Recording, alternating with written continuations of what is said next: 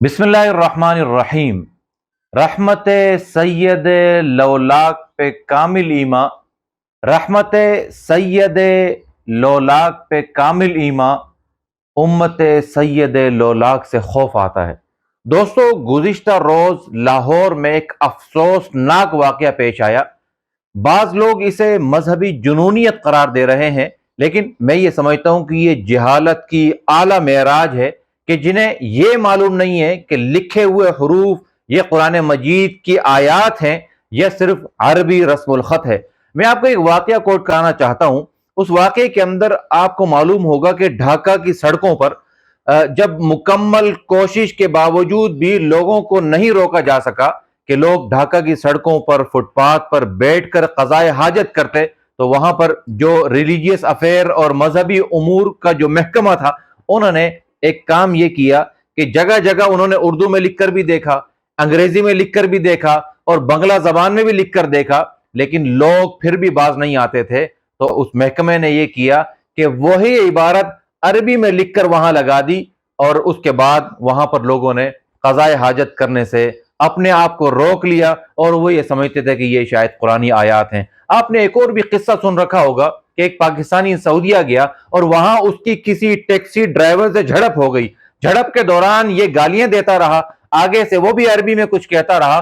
तो वापस आकर वो कहने लगा कि मुझे अरब की एक बात बड़ी पसंद आई कि मैं यहाँ गालियां दे रहा था और वो मुझे आगे से पढ़कर कुरान मजीद सुना रहा था।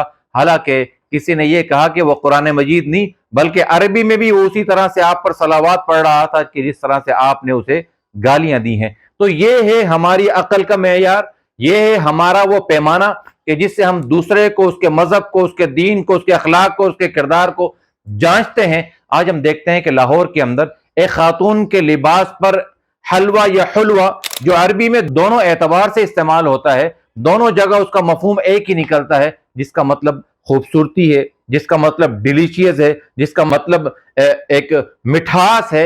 यानी ये एक खूबसूरती के माना के अंदर ये वर्ड और ये लफ्ज इस्तेमाल होता है। हमने कई जगह पर देखा कि कई नंगे पीर अपने ऊपर बाकायदा कुरानी आयात को लिखवा कर उसे ओढ़ लेते हैं, वहां पर हमें गुस्ताखी नजर नहीं आती। कई जगह हमने देखा कि मफलर के ऊपर बाज जगह अशआर लिखे हुए नजर आते हैं। कई मुशारों में आपने भी देखा होगा, अब ये कल्चर आम होता नजर आ रहा है, लेकिन हमें वहां पर भी गुस्ताखी नजर नहीं आती। लेकिन जहां एक निहत्ती खातून, एक बेबस खातून, अगर वो लाहौर इचरा बाजार के किसी रेस्टोरेंट में हमें नजर आती है और वो जुनूनी अफराद उसके ऊपर लपक पड़ते हैं और नारेबाजी करते हैं और अपनी जहालत का भरपूर एतराफ करते हैं, मैं समझता हूं कि जहां एक तरफ लोग इसे मजहबी जुनूनियत करार दे रहे हैं, वहीं मैं इसे मजहबी जुनूनियत नहीं बल्कि मजहब से दूरी करार देता हूं कि यह दरअसल मजहब से वो दूरी है कि जिन लोगों को यह तक मालूम नहीं है कि यह कुरानी आयात है, यह महज अरबी रस्मुल खत है।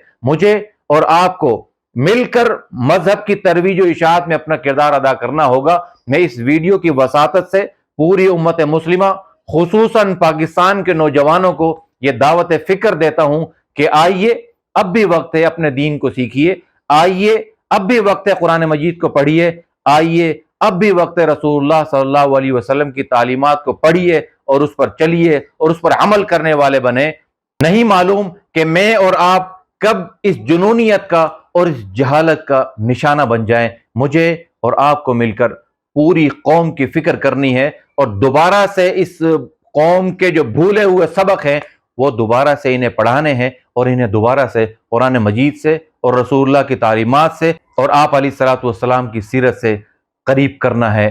अल्लाह रब्बुल आलमीन मेरा और आपका हामी व नासिर हो।